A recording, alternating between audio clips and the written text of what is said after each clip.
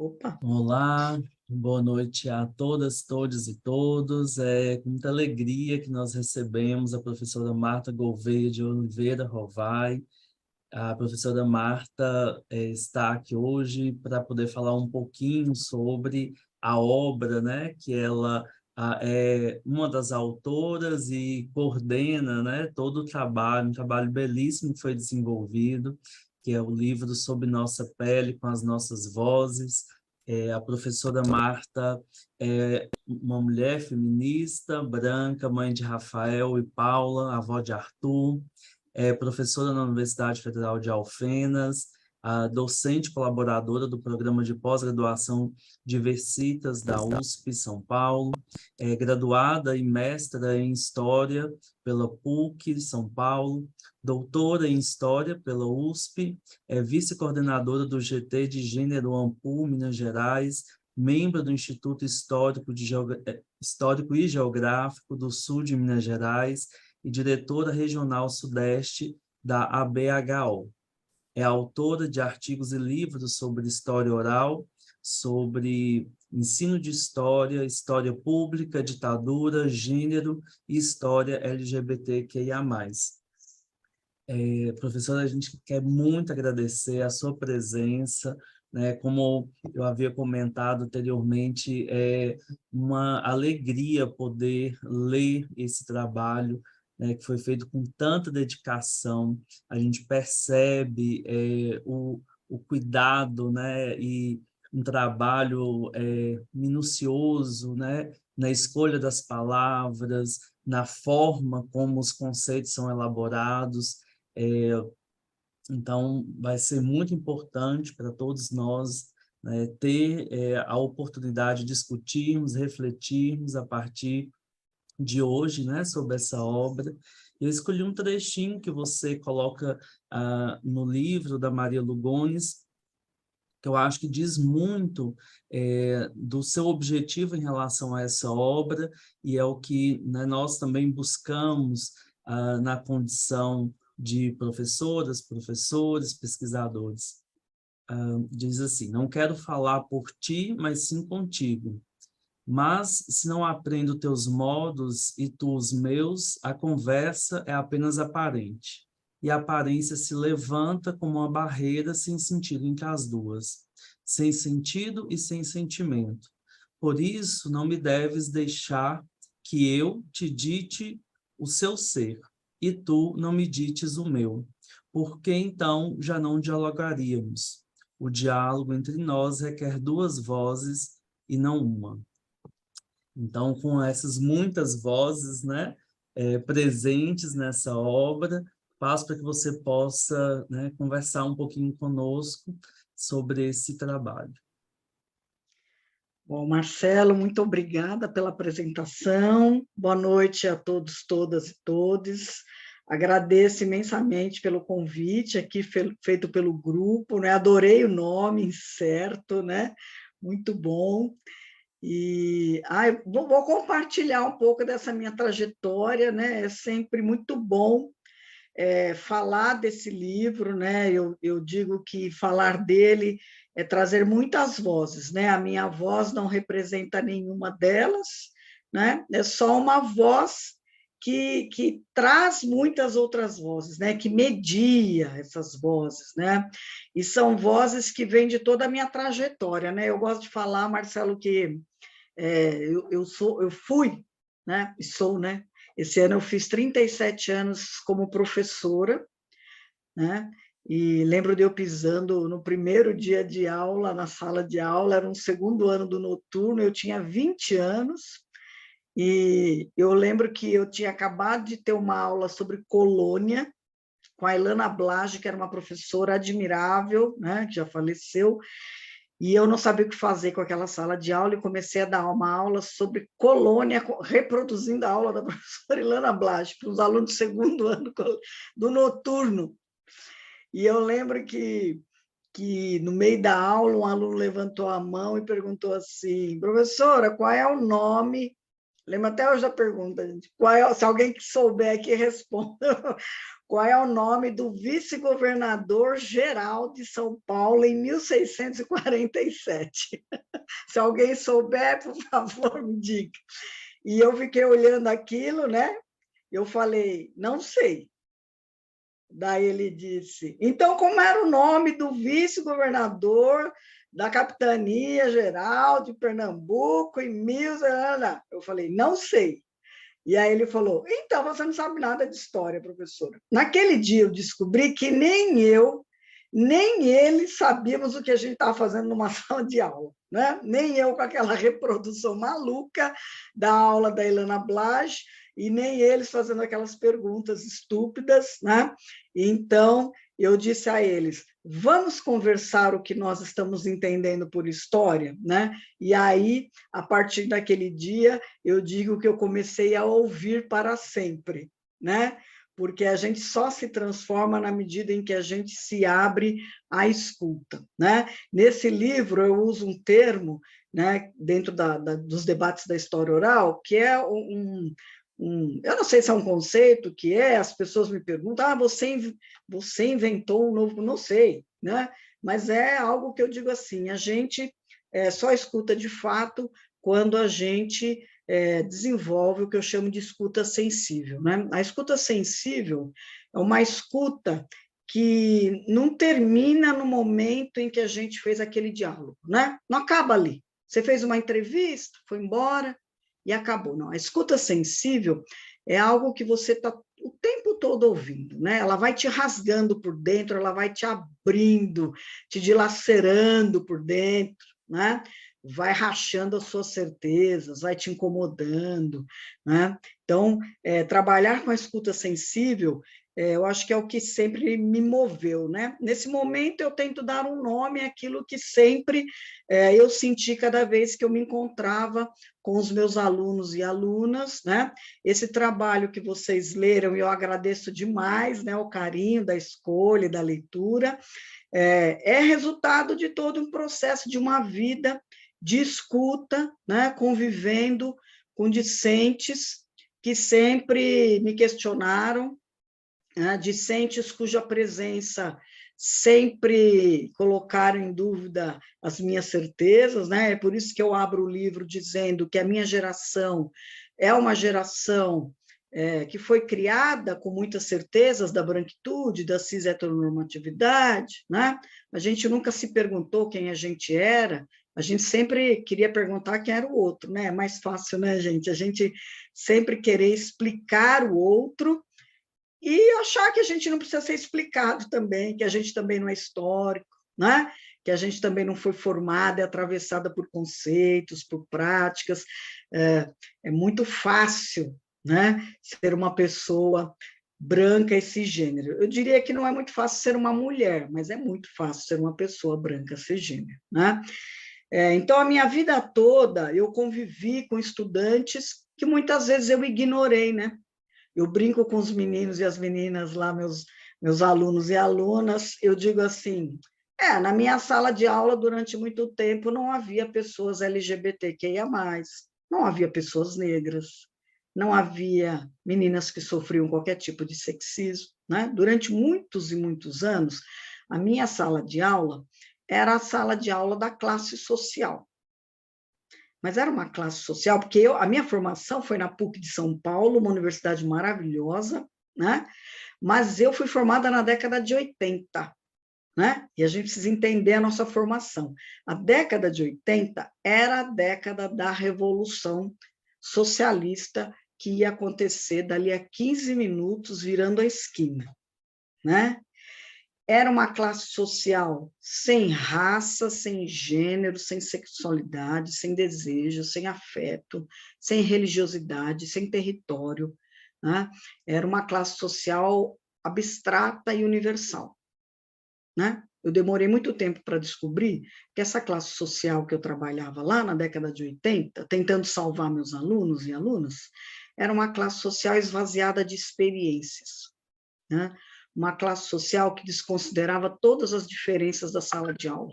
Então, eu não enxergava os meus alunos, alunas e alunos, né? Como se eles não existissem, como se apenas discutir a classe social esvaziada de outros atravessamentos seria o suficiente para discutir história, para entender o mundo. E esses e essas discentes foram mostrando para mim que não, era muito mais complicado que isso, né?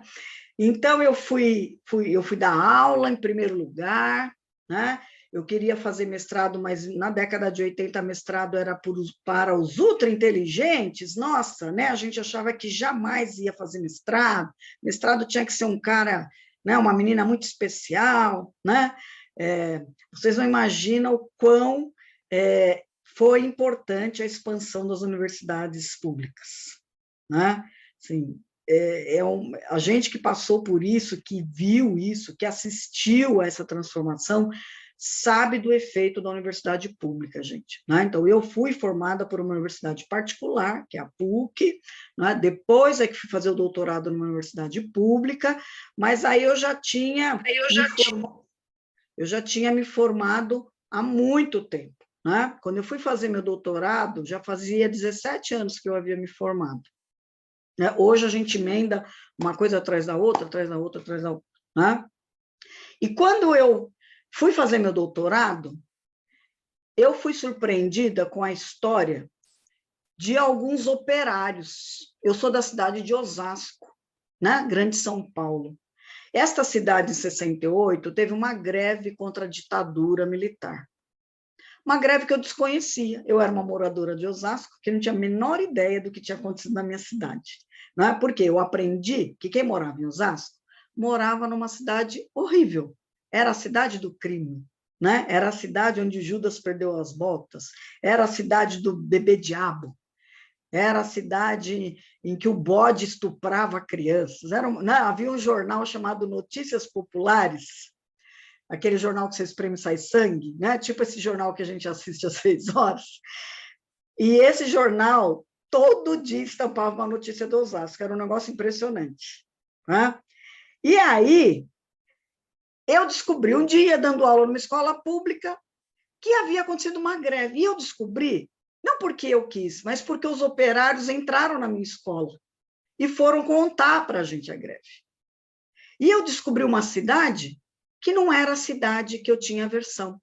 Eu descobri uma cidade na qual eu me senti pertencendo, sabe? Uma cidade que me deu orgulho quando aquelas pessoas começaram a contar a sua história. Então, primeira lição da história oral.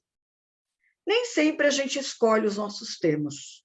Os nossos temas nos escolhem, né? E essa concepção de história oral, ela tem a ver com uma concepção também que a gente nomeou de história pública, né? É uma história oral que procura prestar atenção no mundo além da universidade, né? Num mundo em que a gente não dá voz a ninguém. Absurdo, né? Isso é uma coisa que me incomodou sempre e me incomoda cada vez mais, é esta ideia ingênua e arrogante de que nós estamos dando voz a qualquer pessoa, a qualquer comunidade. Quando a gente vai trabalhar com história oral, e a gente escolhe as comunidades, a gente já as ouviu de alguma forma.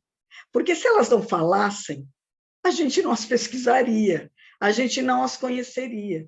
Não é a gente que descobre, nomeia e diz, olha, vocês existem a partir da minha chegada. Eu cheguei, então, a partir de agora, vocês têm visibilidade. Não é? A universidade é muito arrogante. Então, segunda lição da história oral, não sejam arrogantes. Não é? Aprendam que as pessoas que vocês escolhem, às vezes, escolheram vocês também.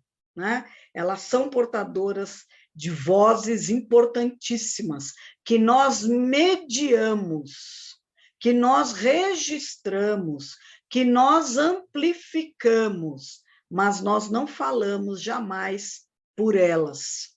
Né? Então, a partir desse contato com os operários, eles estavam ali falando das suas vidas, né, em 68, e de vez em quando soltavam uma frasezinha assim, ai, a minha mulher, ai, a minha mãe. E eu comecei a me perguntar assim, cadê esse povo?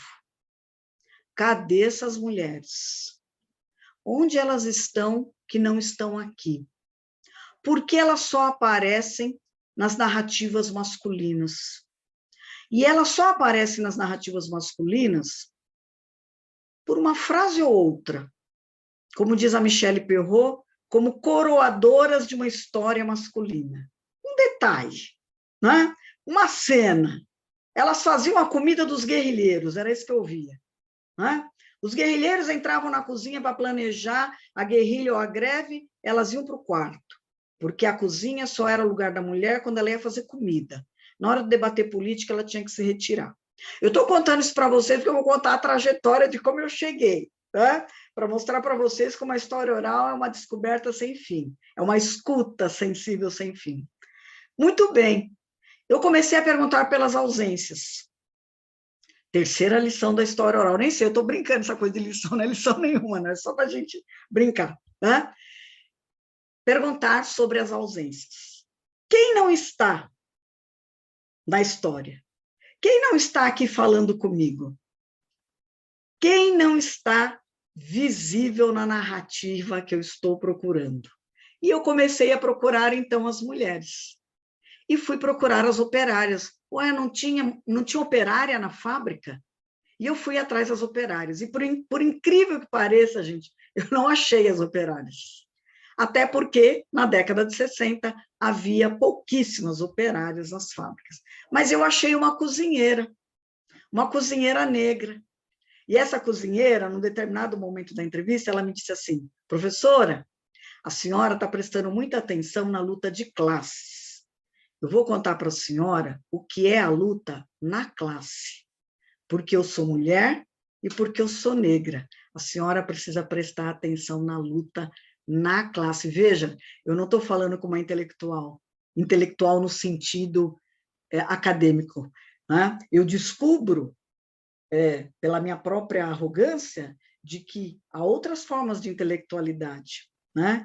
E que esta mulher cozinheira preta está me dizendo, está me ensinando, está chamando a minha atenção. Professora, presta atenção no que a senhora está fazendo, a senhora está contribuindo, não é o que ela está me dizendo, a senhora está contribuindo para uma narrativa histórica dos homens. Né? E aí, a narrativa dela é muito interessante porque ela desfaz várias construções que os homens fazem na greve. Né? Então, ela diz assim, aqueles homens do sindicato não eram homens, professora, né? Eram covardes. Então, ela vai desmontando todo um mito narrativo construído por um discurso dos homens. E aí eu percebo ali que, na nossa sociedade, em que a masculinidade hegemônica prevalece, há uma narrativa coletiva formada por um pacto da masculinidade, mesmo quando ela é uma masculinidade subalterna. Eu não gosto de falar subalterno, subalternizado, porque o subalterna dá a impressão de fixo, né? O subalternizado dá a impressão de movimento, então eu prefiro o subalternizado. Né? Então, mas até entre os subalternizados há um pacto narrativo de uma certa masculinidade, né, que precisa prevalecer. E aquelas mulheres que eu fui entrevistar depois, que não eram as operárias, era a cozinheira, e eu fui entrevistar as mulheres dos operários, as filhas dos operários, as sobrinhas dos operários, elas narram não uma história que complementava a história dos homens, mas outra história, de outra vida, de outra experiência. Não é? Elas não vão falar para mim da guerrilha, elas vão falar para mim de como era viver numa casa sozinha com 4 filhos, enquanto o seu marido estava lá na guerrilha. Não é? Como uma ditadura, como o autoritarismo impacta na vida dessas mulheres, no seu cotidiano, né? No cotidiano dos seus filhos, da sua família, né? Como há também um exílio, né? Elas vão falar de um exílio que não é o exílio de quem vai, é o exílio de quem fica. Né? Então, como elas vão se apropriando de conceitos que nós usamos e vão dando novos sentidos a esses né, a esse discurso, né, hegemônico, majoritário, e elas vão mostrando formas outras de resistência, né, que não estão nos partidos, não estão nos grupos armados, mas estão naquilo que a gente chama dos afetos políticos. Né? A Beatriz Sarlo, que é uma argentina, uma intelectual argentina, ela diz que muitas mulheres, durante a ditadura argentina, né, e eu trago isso para o Brasil, serão movidas por uma ideia revolucionária afetiva, né?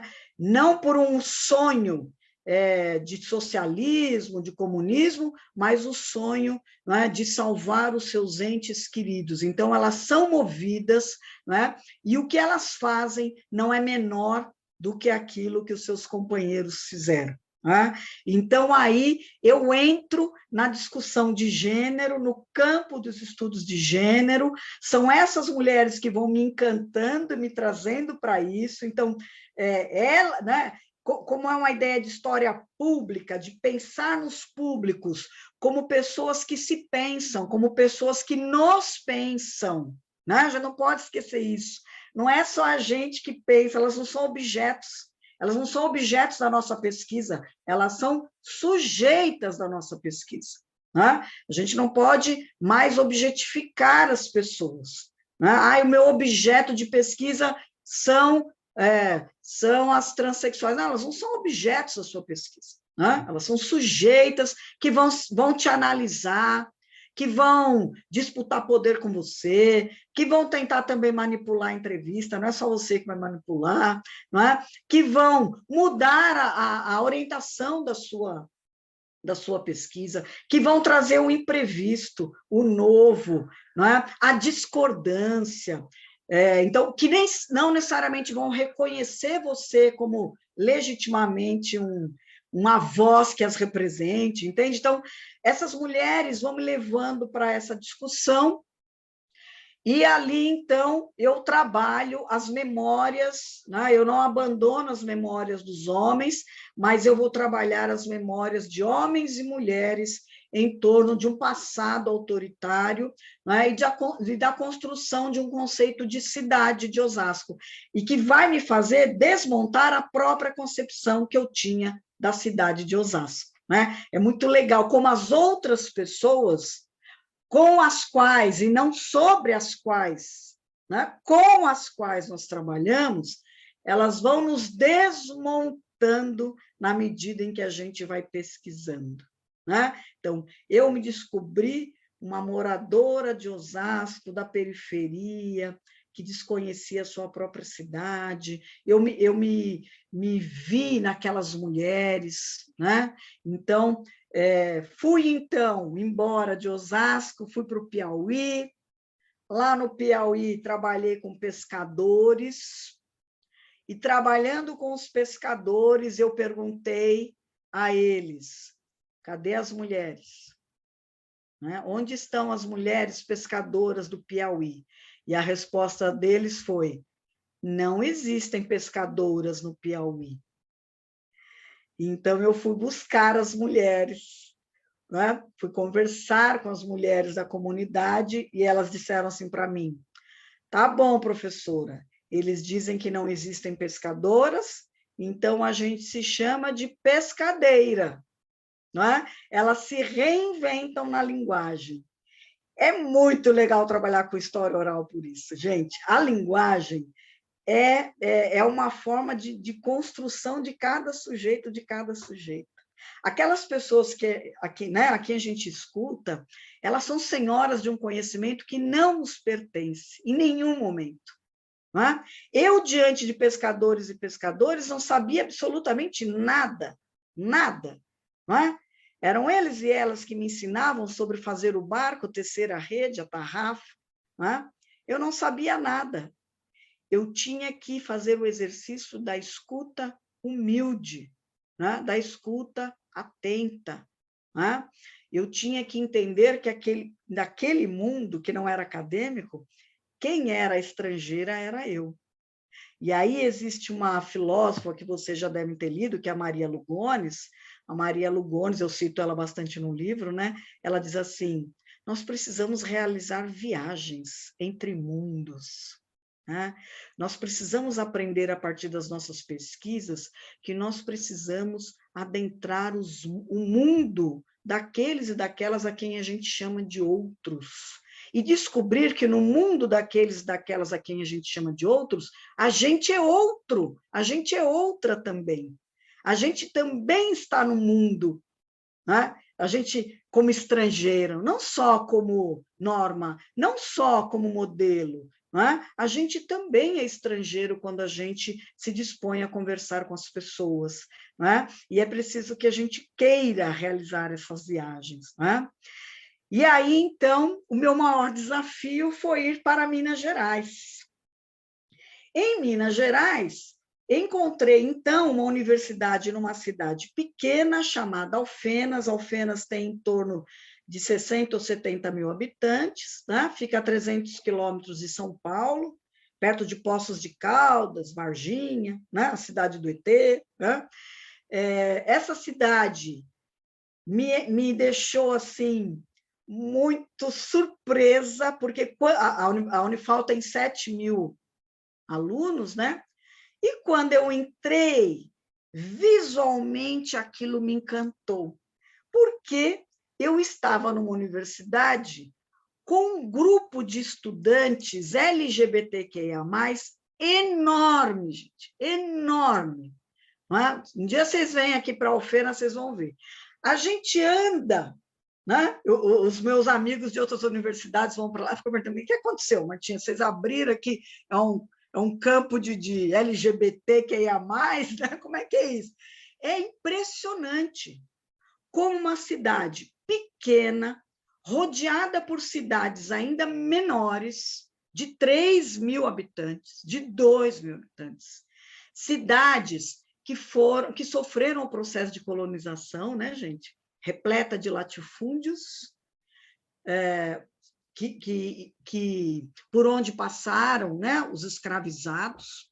Então, uma cidade extremamente conservadora, 80% da cidade votou no Bolsonaro, né? Extremamente religiosa, as cidades ao redor são cristãs, as festas, né? Muitas festas cristãs ao redor da cidade. E aí eu piso naquela universidade e penso, qual é o efeito da universidade sobre a vida desses meninos, meninas e meninos? Qual é o significado da universidade na produção de sociabilidades para as pessoas LGBTQIA+, né? E aí eu pensei, vou entrevistar os estudantes, as estudantes, quero saber disso. E quando eu começo a entrevistar os estudantes e as estudantes, eu fui morar com um grupo de alunos, né? Eu morava com 3 meninos gays, né? E ali, na beira da mesa, a gente conversava sobre a vida. E eles iam me falando sobre a vida deles. Eu comecei entrevistando os 3, inclusive, né?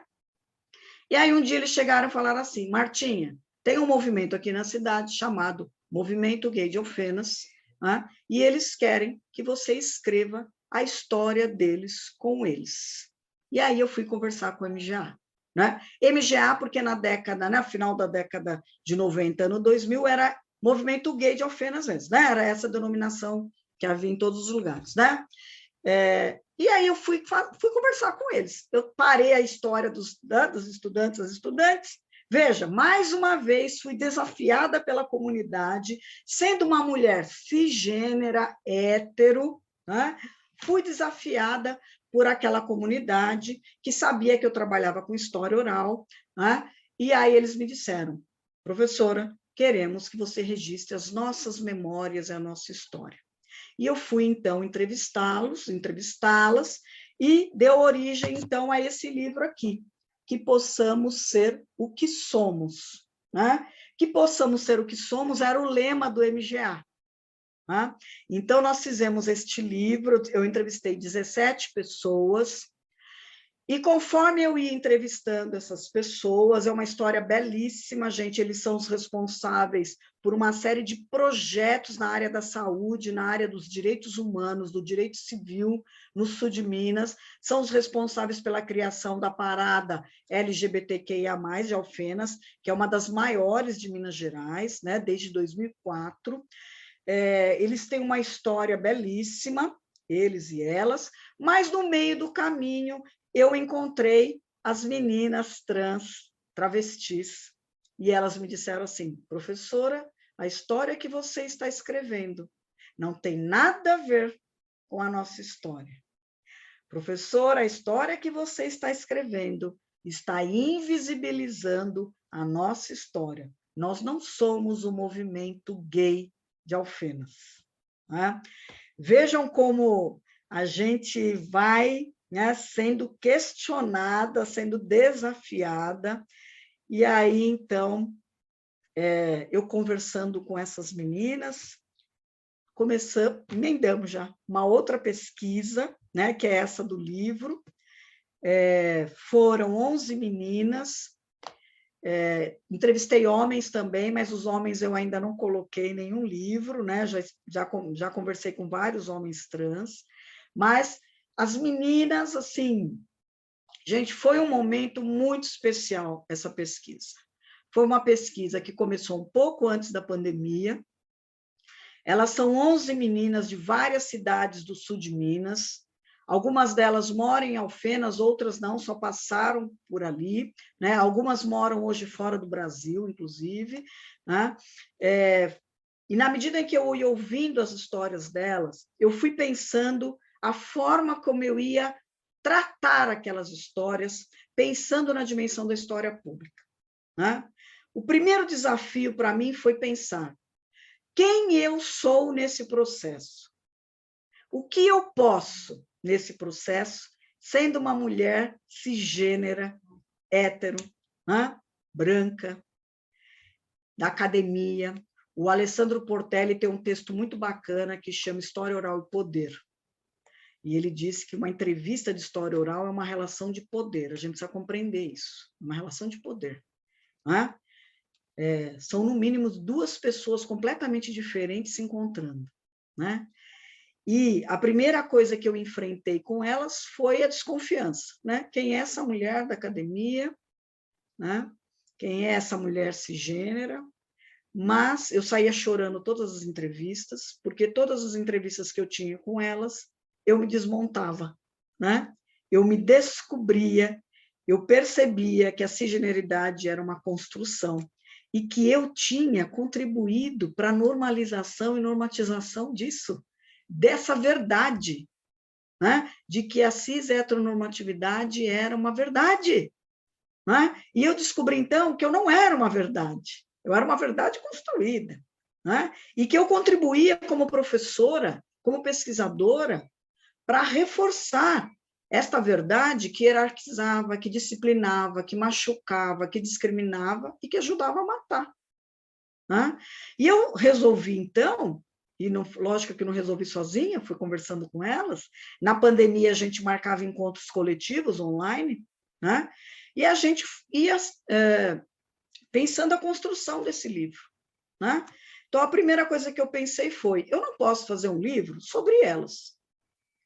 Eu tenho que fazer um livro com elas. Elas são as protagonistas do livro. Né? Eu sou a mediadora. Né? Elas são... Eu sou a entrada na academia, que é uma coisa que a gente também tem que pensar.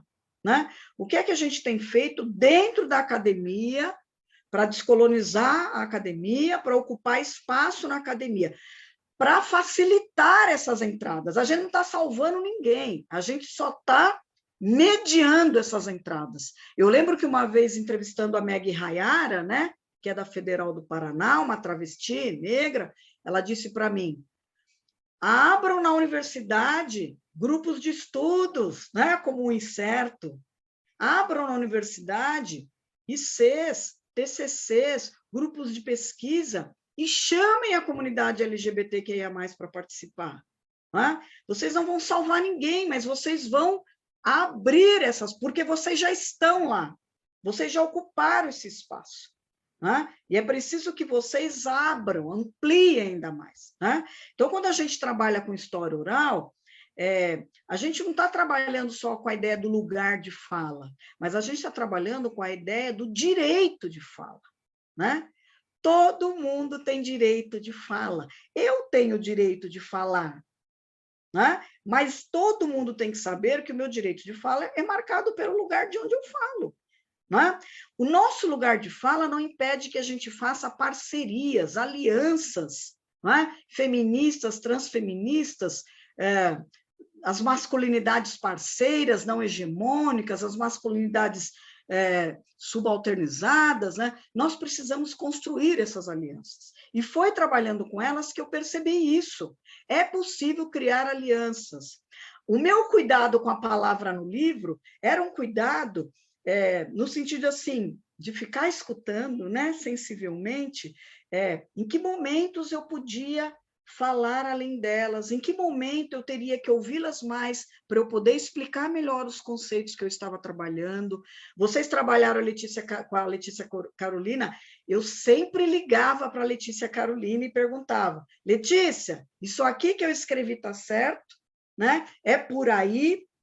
E ela dizia isso, vai aqui, vai ali. Né?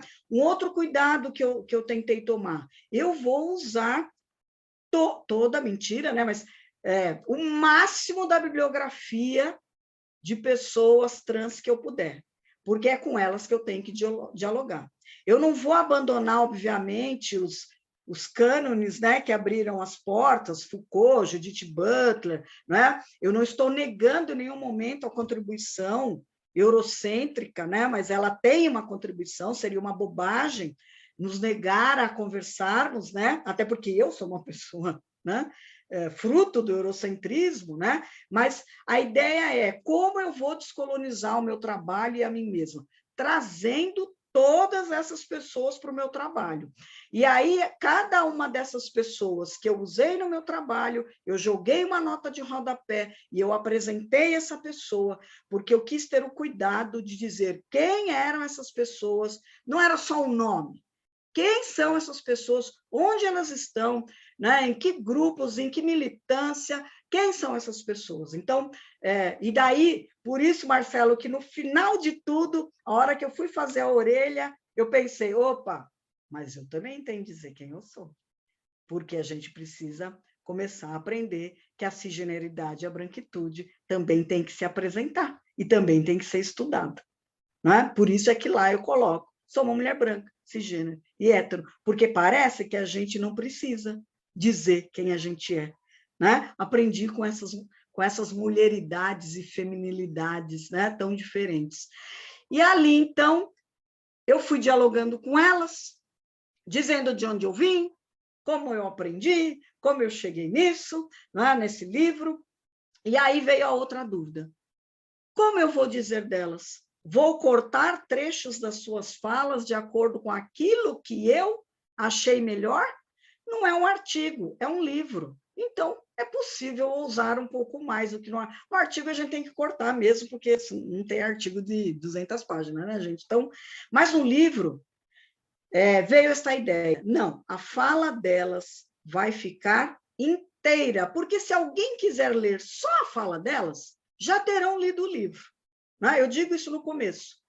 Podem ler só a fala delas, se quiser podem ler só a minha explicação, mas o bonito é ler todo mundo junto, porque é uma coisa que eu aprendi com elas, a diferença é que nos faz crescer.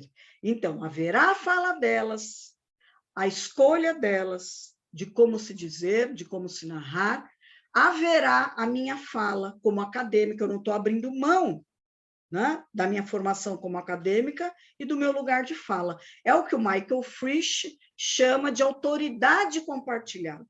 Né? Que conceito é esse do Michael Frisch? Quando nós trabalhamos com história oral, nós trabalhamos reconhecendo a autoridade de cada um naquele diálogo. Né? Eu sou portadora de uma autoridade, sim, eu tenho lugar de fala, eu tenho formação, eu tenho estudo, né? Mas aquela pessoa com quem eu estou falando também tem uma autoridade, porque ela é o conhecimento que eu procuro, ela é a experiência, né? E ela também vai dizer para mim por onde ela gostaria que eu fosse. Não é só a gente que tem intenção quando faz uma entrevista. As pessoas que estão ali não aceitam dar uma entrevista para nós porque elas são ingênuas, né? Elas sabem também. Elas nos usam também no bom sentido ou no mal, né? Mas, assim, elas também sabem que a voz delas vai chegar a algum lugar por meio do nosso trabalho. Gente, eu juro que eu vou falar só mais 10 minutos, já falei para caramba, né? Mas só para terminar esse caminho. Então, o que eu fiz?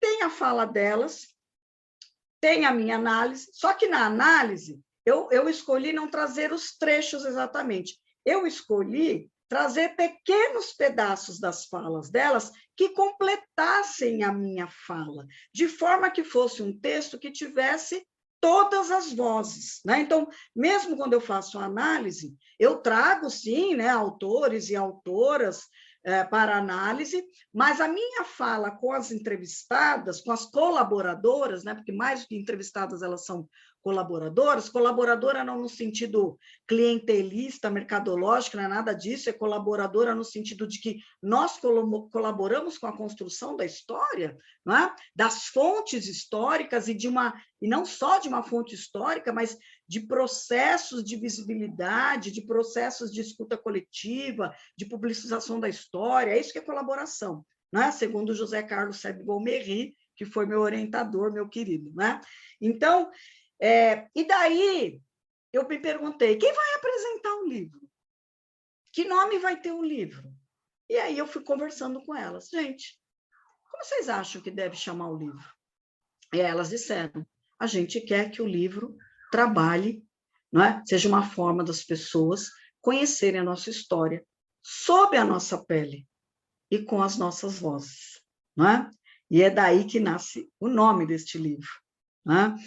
E é lógico, né, que eu coloco o nome delas aqui, o com, né? Elas estão no livro, elas são autoras do livro, né? E aí eu pergunto a elas, como vamos abrir o livro? E elas dizem assim para mim, homenageando todas as nossas amigas que morreram, que não viveram para contar. E aí nós fomos fazer uma pesquisa, né? Eu também fui fazer essa pesquisa sobre essas histórias dessas mulheridades e feminilidades que não sobreviveram, né? Elas, sim, vítimas, as minhas colaboradoras, mais do que sobreviventes, existentes, como elas me diziam. Não somos sobreviventes, somos existentes, né? E aí elas homenagearam. Val é uma das minhas principais entrevistadas, é uma amiga pessoal hoje, é uma mulher incrível, né?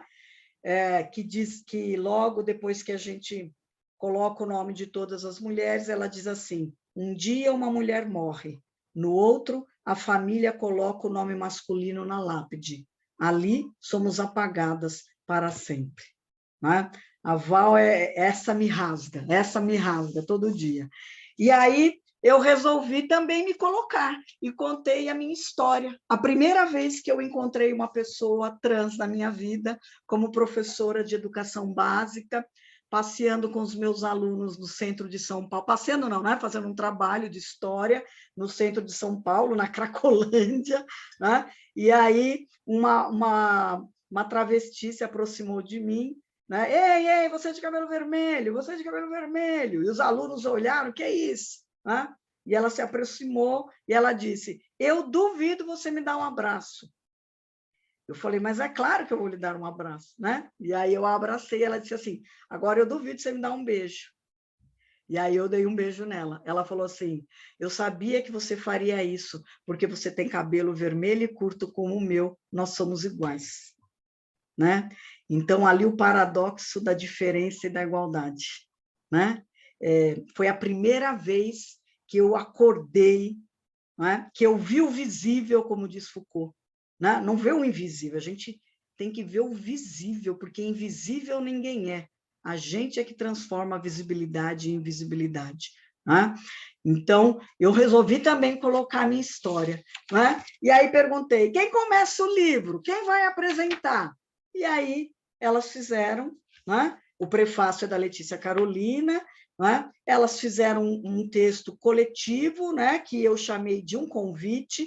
Esse texto coletivo nasceu das nossas conversas, é um texto transcriado, não é um texto que elas escreveram, é um texto que elas falaram coletivamente, e eu transformei num texto coletivo, apresentei a elas, elas conferiram, elas aceitaram, se viram no texto, acrescentaram coisas, então é um texto coletivo, né? E aí eu começo o meu texto, uma viagem, e aí conto a minha história de como eu fiz essa viagem pelo mundo, né? Pelos mundos diferentes de mim, né? Começando pela cartilha Caminho Suave, né? 2 crianças branquinhas indo para a escola, foi assim que eu me formei, né? E aí venho caminhando o que é essa história oral como arte do encontro, como foi encontrar cada uma delas.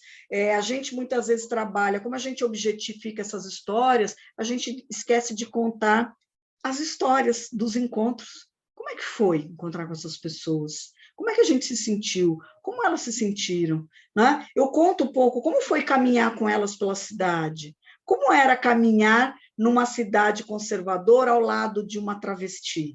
Como as pessoas nos olhavam, né? Então, é algo que está para além do verbal.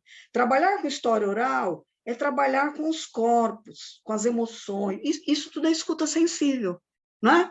Eu estou ouvindo aquilo que não está sendo dito. O silêncio diz, o olhar diz, não é? A gestualidade diz. E aí, eu falo dos nomes, porque todas elas falaram dos nomes, né? Eu discuto um pouco essa questão da diferença, da dialogia, e uma das pessoas, né? Eu comecei, né? Não sei se vocês viram, para cada história delas, eu comecei um pouco com o nome delas, né? Como é que cada uma falou de si, e a Luana é uma das que mais me marcou. A Luana foi uma travesti que, com 15 anos, contou para a família que era uma travesti, e a mãe a levou para um prostíbulo, né? E fez com que ela se prostituísse até os 28 anos, dizendo que ela era uma puta de terceira categoria, né? Então, uma menina que sofreu uma violência enorme. E quando eu perguntei a ela por que a escolha de Luana, né? E ela diz assim: Luana significa luz que brilha na escuridão. Eu sou Luana, brilho na escuridão. Então, é assim, como os nomes, né, são escolhas afetuosas, né, gente, que criam presença no mundo, criam presença no mundo. Né? Então, uma delas, a Nina, me disse, assim como seus pais escolheram o seu nome com amor, eu escolhi o meu nome com amor. E por que vocês respeitam o nome Xuxa e o nome Lula e são incapazes de aceitar o meu nome social? Por que vocês normalizam o nome Xuxa? Por que ninguém se recusa a chamar a Xuxa de Xuxa e vocês se recusam a aceitar o meu nome? Então, elas colocam... Tem uma carta belíssima da Val, né? Carta à Menina que Fui, é uma carta que ela escreve ela mesma aos 10 anos de idade. A Val foi uma menina violentada com 5 anos de idade. Né? E aí, no final, a mesma coisa. Eu fiz 2 perguntas a elas.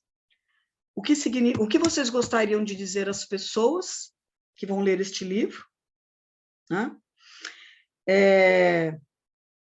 E aí elas falam, né? A gente faz uma transcriação disso, e eu perguntei o que vocês acham de uma mulher cisgênero e hétero ter feito um livro com vocês. Né? Não é só o que eu acho. E elas, então, fazem todo um debate, que são as considerações finais delas. Né? Eu peguei as palavras que marcavam as suas falas, se vocês viram, né? Eu brinquei um pouco, o título de cada texto vem, né, desse fixo trans, né? Então, transcender, nem sei mais, né, que a gente não volta a ler o livro, né? Transgredir, translaborar, transformar, transbordar, transitar, transcender. Né? O que significam essas palavras no discurso dessas travestilidades, dessas feminilidades. Outra coisa que a gente inventou junto, colocar no livro poesias criadas, poemas criados por pessoas travestis. Né? Então, o livro é recheado de poesias, de poemas, né? porque a ideia é que qualquer pessoa possa ler este livro, né? Não é só academia, esta é a ideia do público, né? A gente quer atingir um público que não seja só o acadêmico, então, qualquer pessoa... Eu tentei ser o mais clara possível nos conceitos, né? E embora dialogue com os acadêmicos, não ficar numa teorização sem fim, né? Eu fiquei me perguntando, quem vai ler esse livro? A academia? A comunidade LGBTQIA+, as mulheres trans e travestis? Quem vai ler esse livro? A gente precisa perguntar isso do nosso trabalho, né? Porque a gente aprendeu que fazer trabalho acadêmico é para academia, né? A gente precisa começar a se perguntar quem lê nossos livros. Qual é a função pública do nosso livro? Né? Qual é a função social? E aí, só para terminar, juro, quando nós terminamos o livro, a pergunta era, acabou? Não, não acabou. O que nós vamos fazer? Nós vamos tomar a prefeitura de Alfenas. E a gente, então, fez o lançamento do livro na Câmara de Vereadores, a Câmara mais conservadora que existe, que vocês possam imaginar. A gente chamou a universidade, chamou a comunidade LGBTQIA+, sentamos nas cadeiras dos vereadores, elas se prepararam belíssimamente, eu ia à casa delas para ver o vestido que elas tinham alugado, o sapato que elas tinham comprado, né? O aluno que mora comigo, né, que nem é aluno mais, é um grande amigo, fez um bolo branco, rosa e azul, um bolo trans, né? Elas enfeitaram a Câmara de Vereadores, levamos bolo, levamos champanhe, aquilo ficou apinhado de gente, apinhado. Elas pegaram o microfone, eu conheci 2 meninas trans numa escola, né, de educação básica, e eu convidei essas alunas da educação básica para que elas fossem as cicerones, né? Elas apresentassem as suas, que elas chamam de madrinhas, né? E ali, gente, é isso que é a história pública. Se agiganta de uma forma que não sou eu mais quem diz nada, né? Elas pegam os microfones, elas se narram, elas chamam as suas amigas que estão lá no público para também virem contar a sua história. Então, cada pessoa foi saindo daquele público, que não é público audiência, é público vida, né? E tomam o microfone e contam, a ponto de, no final, um dos funcionários da Câmara me chamar no cantinho e falar assim, professora, eu trabalho há 36 anos aqui, nunca vi coisa igual. Né? Então, assim, essa tomada pública do espaço, né? Acabou por aí de forma alguma. Né? Eu levo essas meninas, convido essas meninas para fazerem parte das minhas aulas, para darem palestras, né? Para participarem de grupos de extensão. Eu tinha um grupo como esse aqui, né? Que era o grupo Gênero, Sexualidade e Afeto, que também tinha gente de várias universidades, era um grupo online também, né? E elas vinham, elas contavam suas histórias, os meninos do MGA também vinham, não abandonei o MGA, né? O MGA também veio, né? Deu ideias, contaram suas histórias, e, organizamos vários eventos, e agora estamos organizando um acervo, que é o chamado Acervo Amor. Amor acervo da memória e da história do orgulho LGBTQIA+. Né? Então, é um amor que tem um H lá, né? Que tem como objetivo, então, reunir novas histórias, fazer novas entrevistas, já ganhamos pastas e pastas de documentos, né, das histórias LGBTQIA+, do sul de Minas, vamos digitalizar, catalogar, vamos criar um documentário, e este acervo público, a partir das histórias que a gente for, né, é um projeto que começou agora, também tem gente da medicina, da química, da biologia, da história, só não tem do direito, porque a Unifal não tem direito, né? Gostaria muito, mas assim, tem gente de tudo quanto é curso.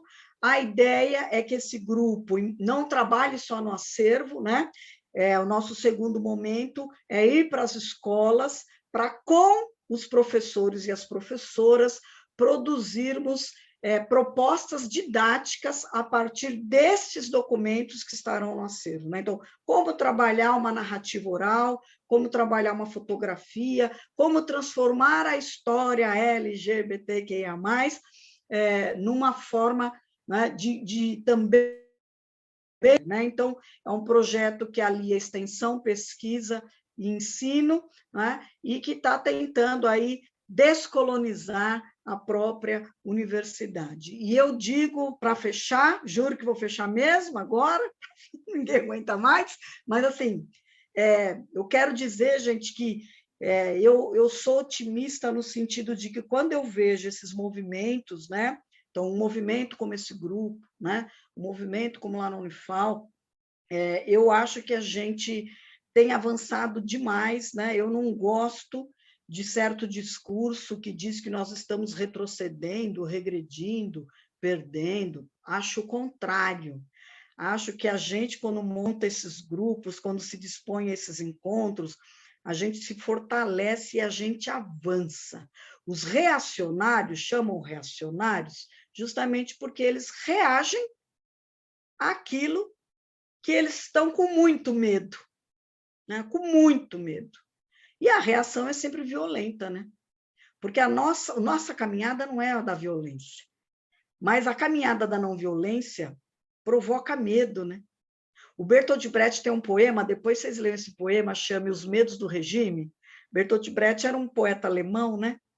E ele falava do nazismo, e ele dizia assim: os dominados têm medo, os dominados têm muito medo, mas os dominadores têm muito mais. Os dominadores têm tanto medo que eles precisam calar, censurar, prender, matar, vigiar.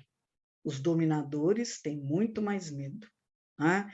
Então, quando eu penso lá na minha formação da PUC, lá na Helena Blage, lá naquela primeira aula, né, falando de colônia, e vejo 37 anos depois, vocês com um grupo como esse, trabalhando essa classe social tão cheia de vida, tão cheia de sonhos, tão cheia de juventude, tão cheia de amor e de afeto, nós avançamos, nós estamos produzindo presença no mundo, com toda a dificuldade, mas a gente está produzindo presença porque a gente resolveu ouvir. A universidade tem uma parte dela que parou de falar tanto, né? Vamos ouvir, vamos nos ouvir. Então, eu agradeço imensamente, gente, pela escuta, parabenizo o professor Marcelo, a professora Mônica, né? Todos e todas e todos vocês, né? Que a gente vai sempre encontrando, né? Então, a gente vai vendo que a luta está aí, gente, a gente está continuando essa luta, a gente está sempre se encontrando, porque é sinal de que a gente acredita que a gente está fazendo coisa boa, né? Então, muito obrigada, gente, por essa escuta, e bora para a nossa conversa aí.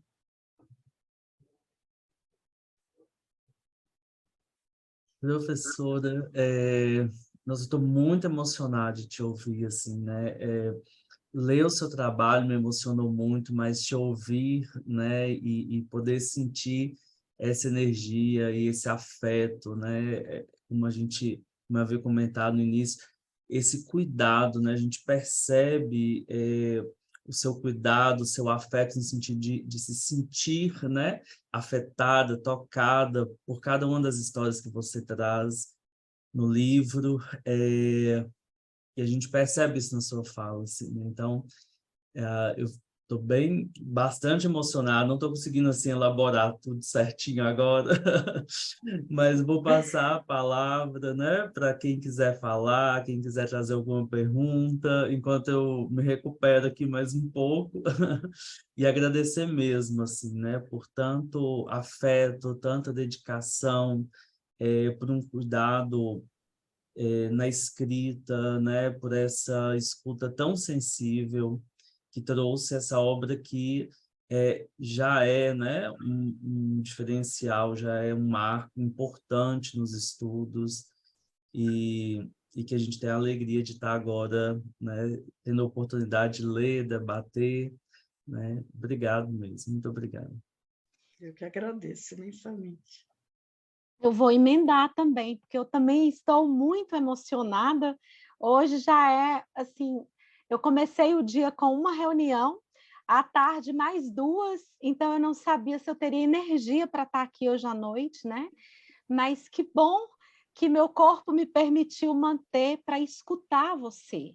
Você nos enche de força, nos enche de coragem, de certeza de que a gente está, de fato, numa luta extremamente importante, necessária.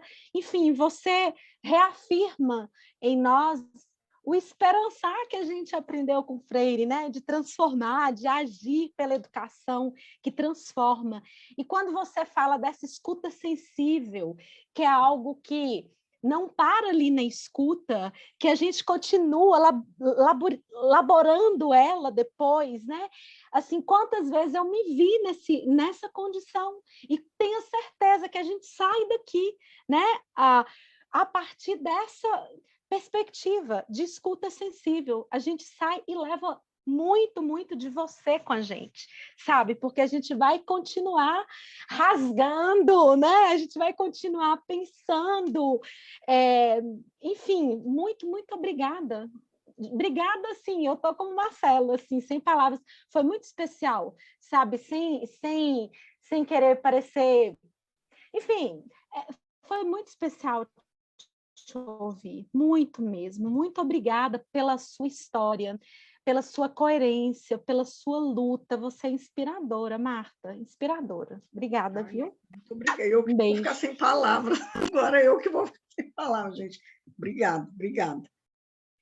A gente se fortalece junto, né?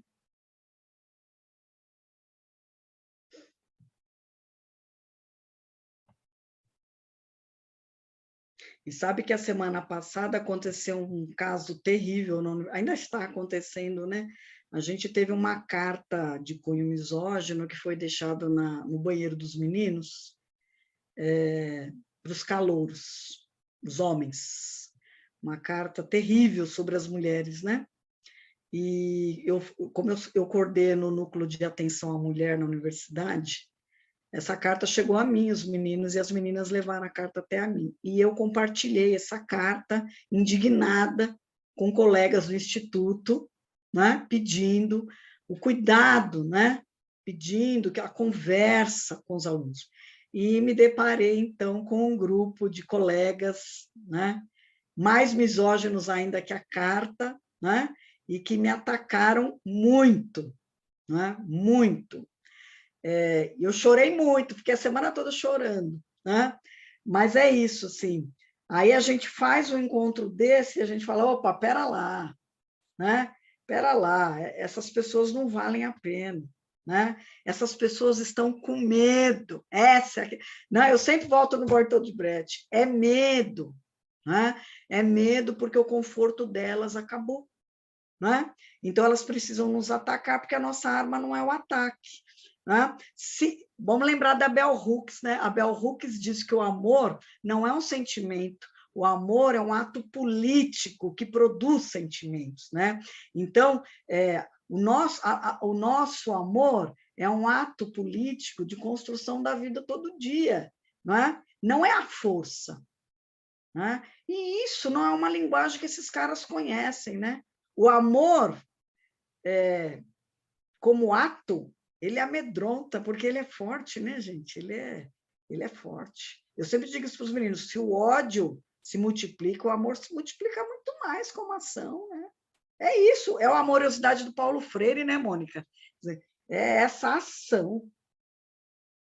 E a gente tem que se encontrar mesmo mais e mais e mais vezes, né? E se manter firme, ó, é isso. Né? E eu fiquei muito feliz, né, de certa forma, porque aquelas pessoas que me agrediam, eu fui defendida por mulheres, obviamente, mas eu fui defendida por muitos homens, né, que também estão se descobrindo, que também estão se desconstruindo e que também estão se posicionando. Né? Então, poxa vida, a gente tem que ser otimista em relação a isso. Nós estamos passando por um grande processo de desconstrução. Eu me sentei um dia desses com um aluno, um menino trans, escrevi nesse livro aqui da Cláudia Maia, né? Esse aqui, né? E aí, lindo esse livro, né? Cada texto bonito, né, gente? Sexualidades insubmissas. E nesse texto, eu cito uma vez que eu sentei com um menino, e eu falei assim para ele, como você quer que eu te chame? Né? Por que pronome? Porque ele estava transicionando, né? Ou eu aprendi com elas exteriorizando. E eu gosto de usar mais exteriorizando do que ninguém transiciona aquilo que já era, né? Então, está exteriorizando, né, o seu gênero. E aí ele falou assim para mim, professora, às vezes as pessoas não chegam perto de mim porque elas têm medo de mim, ou porque elas não compreendem quem eu sou. Mas eu tenho paciência, professora. A senhora pode me chamar do que a senhora quiser, desde que a gente transicione juntos, porque, no fim, todo mundo está transicionando para uma sociedade melhor, né? E é isso, né? A gente está transicionando, gente. E dói, né? Dói, porque a gente descobre que a gente não era o modelo, a gente não era a perfeição, né? A gente ajudou a oprimir, a gente, né, foi cruel. Por isso que eu chorava quando elas falavam comigo. Eu lembro que a Val, uma vez eu a levei para uma aula, e ela começou a aula dizendo assim para os meninos, para as meninas: o que vocês pensam quando vocês estão vindo para a escola, para a universidade? O que passa na cabeça de vocês? Aí eles falaram, que a gente vai ter prova, que a aula de fulano vai ser chata, que a gente vai ter... Ela falou assim, então, eu caminhando da minha casa até aqui, pensei se eu ia chegar aqui viva. Vocês já pensaram nisso? Né? E é isso, aí as pessoas... É isso, a gente precisa ouvir essas coisas. A gente precisa descobrir, né, que a gente não pode ficar mais no conforto do nosso dia a dia. Né? É doido isso, né? Posso Eu falo comentar? muito, gente. Fala, Renan. Ai, não tem como a gente não se emocionar, né? Não perceber, né, o quanto que Marta traz relatos e toca a gente assim em lugares que a gente já tinha até esquecido, né? O incerto, Marta, você está conhecendo ele por agora, né? Mas ele já tem uma boa caminhada aí. E eu, como fiz parte do início mesmo, me lembro muito do quão conservador e difícil foi, né, criar, ter a ideia, né, e divulgar esse coletivo aqui no norte de Minas, né, numa região muito conservadora também, né, com vários estudantes que vêm de regiões periféricas da cidade, Montes Claros, ou mesmo de cidades menores, né, e que exatamente isso que você relatou, né, que se unem dentro de uma universidade, né, nem tinha esse intuito quando prestam vestibular e se encontram, né, e produzem histórias e relações, né, não só amorosas, mas também conflituosas muitas vezes. E aí eu queria aqui, né, lembrar que o incerto ele foi muito importante para a identificação, para a resolução de problemas desses que fundaram, né, e dos que estão vindo até hoje, né? Eu lembro aqui, por exemplo, Jojo, Alexis, né, que anos depois foram se entender como pessoas trans, né, graças à explosão que foi esse grupo aqui para a gente, né, e também na reação que a gente teve de professores mais conservadores, né, do próprio reitor da Unimontes. Então, é muito emocionante quando você relata isso, né? Na sua região, na sua universidade, a gente fica lembrando também a potência que tem esses encontros, né? Porque a gente é feito muitas vezes, essa lógica da sigla, né? Ela muitas vezes encerra as pessoas, né? Divide muito, e a gente, sem querer, nesse grupo, se encontrou e se tocou em muitos lugares, né? Então, é muito legal lembrar disso, né? Quantas pessoas trans poderosas, incisivas, surgiram do incerto, né? E estão vivas. Então, a gente tem que comemorar muito só por esse fato, né? E aí eu queria te perguntar agora sobre o recorte racial, por exemplo, né? Se você observou algo no discurso delas que você queira relatar para a gente, porque é algo que a gente aqui no Norte de Minas percebe muito, essa questão de classe, de raça, de território, que também às vezes é muito ignorado, né? Que tem um poder aí. Então, eu queria ouvir um pouco, porque eu não li seu livro ainda, infelizmente, mas vou comprar e vou ler com todo orgulho e carinho. E aí eu queria saber sobre se tem algum relato, né? Ou algo que te tocou em relação ao racismo, principalmente. Obrigado. Obrigada a você, Renan. Muito bonito te ouvir falar também. Né? Olha quanta gente se movendo, né? Aquela frase da Angela Davis, quando uma mulher negra se move, o mundo se move. Eu acho que né? Quando cada um de nós se move, o mundo se move, né? Assim, é muito bom. Eu entrevistei dessas 11... Eu vou usar aqui mulheres trans, travestis, tá? Vou usar como sinônimos, porque eu perguntei a elas e apenas uma delas se definiu como travesti, né? Fez questão, olha, me chame, né? Travesti, mas elas não faziam diferença no nome, tá? Então, acho que 3 delas são negras, a Nina, a Letícia e a Gisela, né? Se definiram, se pensaram como mulheres negras, e apareceram, sim, essas circunstâncias da negritude. Então, a Letícia, que é hoje ela foi uma trabalhadora sexual, né? É importante, né, lembrar que essas 11 mulheres não são todas, né, prostitutas, trabalhadoras sexuais, né? Que é outro imaginário que a gente constrói, né? Então, entre elas, a própria Val é uma agente sanitária, tem uma médica, tem uma professora de educação infantil, né? Elas têm uma diversidade de profissões, né? A Letícia é uma trabalhadora do sexo, ela está hoje, depois que ela deu a entrevista para mim, quando ela deu a entrevista para mim, ela estava muito triste, então ela falou muito da questão do racismo, da ideia de quando ela caminhava pela rua, as pessoas atravessavam, não é, a rua para não vê-la, devido à sua travestilidade e à sua negritude, né? Mesmo na prostituição, ela dizia ter sofrido muito preconceito em relação à sua negritude, né? Muitas vezes não chamada para a própria relação sexual por ser negra, né? Mas a que mais me tocou com a questão do racismo foi a Nina Helena. A Nina Helena, que foi né, a que se nomeou como travesti, né? Ela disse, eu não me vejo como mulher, nem como homem, eu sou uma travesti, né, negra. E ela é uma advogada formada em Lavras, e ela fala o tempo todo, a questão do racismo apareceu muito desde a infância, os conflitos na escola, a rejeição na escola, a questão do cabelo, né? O quanto o cabelo a envergonhava, cortar o cabelo, né?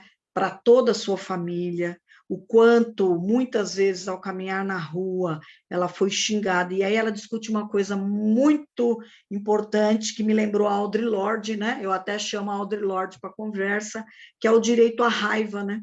Então, ela vai se dizendo como uma mulher travesti e negra, que muitas e muitas vezes não escolheu, né? Mas construiu um caminho também da violência, né? Mas ela discute essa violência como uma resposta ao ódio com que ela foi tratada, né? Que ela tinha o direito de ter raiva, né? Que ela tinha o direito de enfrentar, que ela tinha o direito de dar na cara do outro, né? Porque ninguém falava da violência que as mulheres negras sofriam nesse país, né?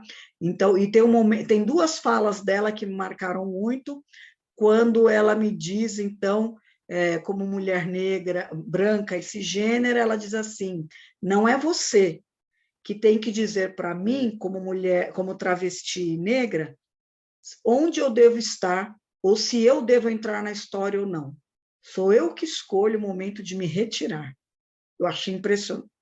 Olha a virada, né? Eu escolho se eu quero estar na história ou não. Não é você, bondosamente, que está me dizendo que eu vou entrar na história por você.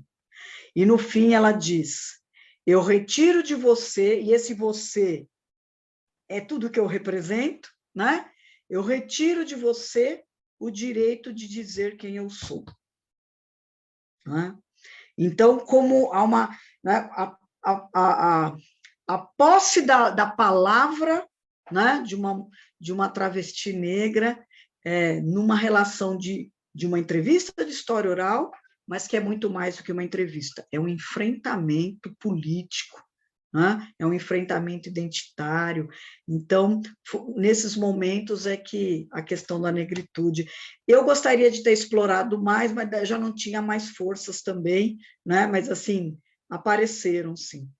E apareceu, deixa eu só contar uma história que a questão do imprevisto. Eu até escrevi um artigo sobre isso, não foi publicado ainda. A questão do imprevisto. A Luana, que foi prostituída pela mãe, ela chegou um momento... A Luana foram vários dias de entrevista, porque ela escolheu que seriam vários dias de entrevista na minha casa. Né? Eu perdi até aulas, eu tinha aula para dar, mas a Luana falou sem parar, e eu decidi que eu ia perder aula e ouvi a Luana. E um dia, então, ela disse o seguinte, ela me contou a história de um amor que ela teve, que com quem ela saía só se encontrava na sexta-feira de lua cheia, um homem riquíssimo, belíssimo, maravilhoso, e que um belo dia ela começou a tentar entender por que aquele homem lindo, maravilhoso, rico, que a levava para jantares maravilhosos, só se encontrava com ela na noite de lua cheia. E, ao confrontá-lo, ele, então, virou um lobisomem, né? E ela conta durante 2 horas a história do lobisomem. Né? E eu ficava me perguntando, né, como que eu ia compreender isso do ponto de vista de uma racionalidade iluminista, né, de uma explicação acadêmica. E aí vem a outra lição da história oral. Esteja preparado para o imprevisto. A sua lógica não é necessariamente a lógica do outro, né? E a questão não é, isso mesmo aconteceu de fato? Não, o que significa essa narrativa? Né? Mudam as perguntas, né? O que isso significa? Então, eu não desprezo aquela narrativa em momento algum. Eu não digo, nossa, está falando um monte de besteira, nossa... Não, eu me pergunto, o que ela quis dizer para mim? Né? Eu não coloquei essa história no livro por 2 motivos. Primeiro, que a história dela era muito longa, foram 60 páginas, e aí o livro ia ficar enorme com a narrativa dela, eu tive que escolher, eu disse a ela que eu tirei. Né? O segundo motivo é porque eu não queria, eu tive que tomar o cuidado para que essa narrativa dela não caísse numa interpretação ridicularizando a narrativa dela. Né? Então, eu retirei essa parte, mas depois escrevi o artigo discutindo justamente o significado, né? O que é essa história tão chamada de surreal na vida de uma travesti que se prostituiu foi prostituída pela mãe, que foi violentada pelo irmão, que contraiu o HIV, que morou na rua, que foi espancada, que sofreu estupros coletivos. Né? Então, assim, a história dela é uma história extremamente pesada, e eu fiquei pensando o que significava, né, essa ideia de um lobisomem, de amar um lobisomem. Né? Quando saiu o artigo, eu falo para vocês lerem. Obviamente que eu só fiz hipóteses da narrativa dela, não sou eu, obviamente, que vou dizer, mas veja, a nossa função ali não é a psicologia, eu não estou ali interpretando uma subjetividade, mas uma intersubjetividade. Então, o que aquela narrativa expressa de uma história coletiva, de uma voz que, na verdade, é plural, né? De uma história que não é única, que está interseccionada com muitas histórias. Então, a minha tentativa de compreender essa história é uma tentativa de compreender algo, um fenômeno social, né? Como é que ela traz para a vida dela uma interpretação de uma dor que é coletiva, que é social. Mas não vou jogar fora a narrativa dela de forma alguma, né? Mas é muito legal a gente pensar no imprevisível. A história oral precisa abrir o espaço por imprevisível. Não existe a história, isso aqui não diz nada, né? Tudo que é dito está querendo dizer alguma coisa. A gente pode até escolher não trabalhar, né? Mas que aquela pessoa quis dizer alguma coisa para você com aquela mensagem, quis. Viajei, né, Renan? Mas tá bom, né, Renan? Nossa, mas dá para... Mas eu ia falar isso, né? Assim, enquanto o que não está no livro, o livro já é rico demais, né? De tudo, mas o quanto que não está nele também, né? Traz uma outra perspectiva, é um outro livro, uma outra outras histórias, né? Há sempre uma seleção, né? E olha que foi uma seleção de 400 e poucas páginas, né? É Exatamente, foi grande. mais que precisa ser feita, né? Renan, não sei se você quer falar mais alguma coisa, o Alisson levantou a mão, e eu vi também aqui a professora Daliana e a professora Ana Carolina, se depois quiserem falar alguma coisa. Dali já levantou a mão ali, então vou passar para o Alisson primeiro, depois da Daliana, e se Carol quiser falar, também fique à vontade. Boa noite, pessoal. Tudo bem com vocês? Estão me ouvindo normalmente? Sim.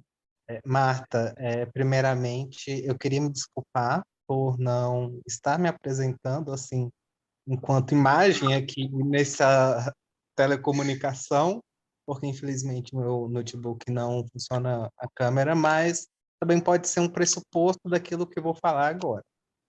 Que suas palavras foram como um sopro, assim, meio que de vida, sabe? Porque eu pensei que hoje eu havia terminado o meu mito de Sísifo.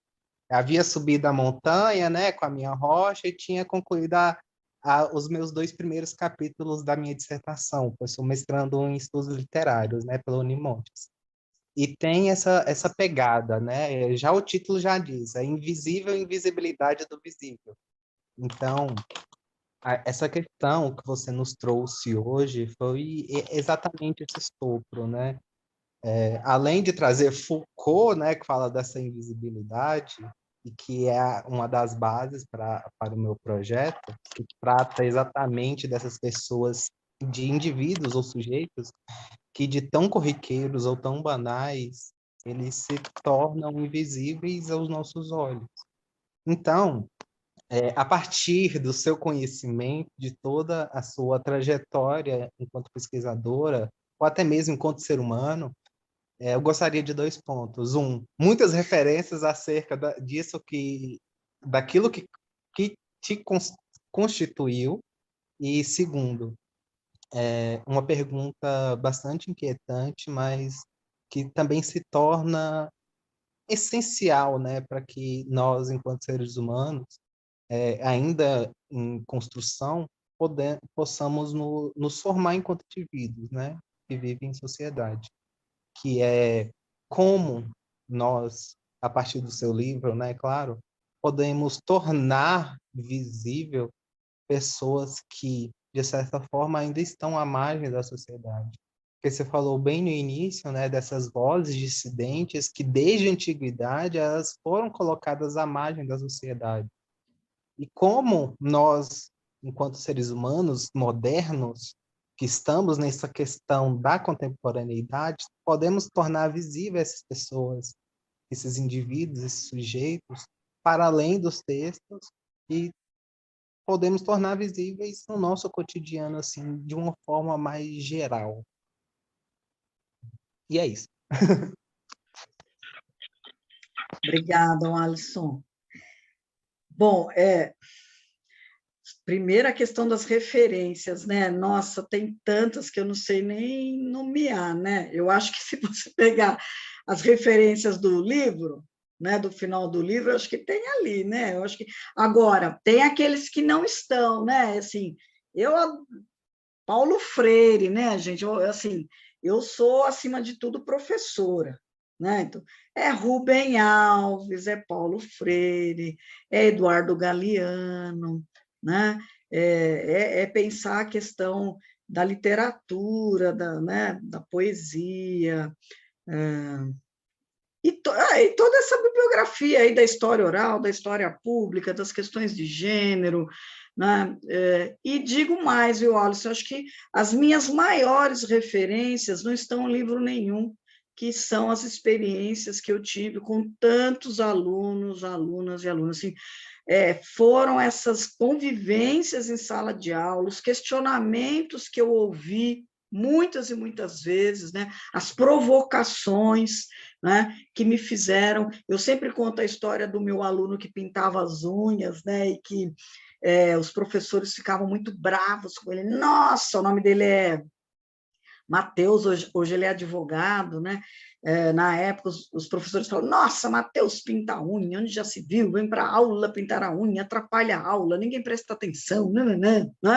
E eu, com aquela minha bondade professoral, né, fui perguntar ao Mateus, Mateus, por que você vem para a escola com as unhas pintadas, você acaba atrapalhando a aula, né? E ele respondeu para mim, Martinha, eu pinto as unhas porque eu gosto e acho bonito. Se atrapalha vocês, o problema é de vocês. Vocês têm que ir lá se reunir e repensar por que é que vocês não conseguem dar aula porque vocês veem uma unha pintada, né? Então, assim, foram esses tipos de colocações que me provocaram e que me fizeram muito antes da universidade, muito antes desses teóricos todos. Eu diria que os teóricos e teóricas lapidaram aquilo que os meus alunos e alunas me provocaram a vida toda, entende? E aí, vou para a sua segunda pergunta, né? Como é que a gente... eu não sei se a gente torna visível, né? Eu acho que a gente faz as mediações, a gente não torna ninguém visível, né? A gente se torna junto. Porque quando a gente pensa que torna alguém visível, a gente também se torna visível para aquela pessoa, é isso. A gente se constitui outros e outras, uns dos outros, umas das outras, né? Agora, uma forma da gente agir mesmo na construção desse amor político, eu penso que é em torno daquilo que meus alunos e alunas me ensinaram, provocando, se indignando, dizendo não, convidando, entrando, né? Esses dias eu conversei com o Paulo Souto, que é um dos organizadores daquele grupo de historiadores e historiadoras LGBTQIA+, né? É um grupo que foi criado, e ele falou, Martinha, você entrou lá, você viu que eu coloquei lá no grupo? Eu disse, não, querida, eu não estou no grupo, porque eu não sou uma historiadora LGBTQIA+, né? Aí ele falou assim, que é isso, Martinha? Vou abrir a porta ali para você entrar, você está com a gente, não é? Então, veja como a gente cai lá. A gente vai abrindo portas uns para os outros, umas para as outras, e vai. O Paulo é maravilhoso, né? E a gente vai dizendo não para as coisas, e vai denunciando, e não vai aceitando nada como natural. Uma coisa que eu digo para os alunos e alunas e alunos, perguntem sobre as ausências, o tempo todo. Eu entro em sala de aula e falo assim, primeiro dia de aula, gente, quantas... Isso já no sexto, sétimo período, porque é quando eu vou dar aula para eles. Eu digo assim, gente, e aí pergunto para vocês, quantas autoras vocês leram durante o curso em todas as disciplinas? Digam nomes. Eles ficam parados assim, pensando, aí alguém lança lá, Michelle Perrault, na história, né? Deu, que mais, gente? Quantas autoras brasileiras? Quantas autoras negras vocês já leram? Quantas autoras indígenas? Quantas autoras LGBTQIA+, vocês leram? Quantas autoras especificamente travestis vocês leram? E o silêncio é enorme. E eu pergunto a eles, a elas, onde estão estas intelectuais que não estão na universidade? Estou acabando um texto agora sobre os livros didáticos. Perguntem aos seus alunos e alunas Onde estão as mulheres nos livros didáticos? Em que momento elas aparecem? Quem são as autoras dos livros? A gente trabalha livro didático, nem pergunta qual é o gênero do autor, da autora do livro didático. Eles não existem, assim, é natural. É um livro que saiu lá, caiu do céu, não tem história a pessoa que escreveu o livro, né? A Chauí, então. Aí você pega os livros. Onde estão as mulheres indígenas? Morrem no primeiro capítulo do livro do 6º ano, nunca mais aparece. Né? As mulheres negras, onde? Na escravização, quando elas são objeto, ou elas são amas de leite, ou elas são os objetos de estupro do Senhor. Acabou a história da mulher negra.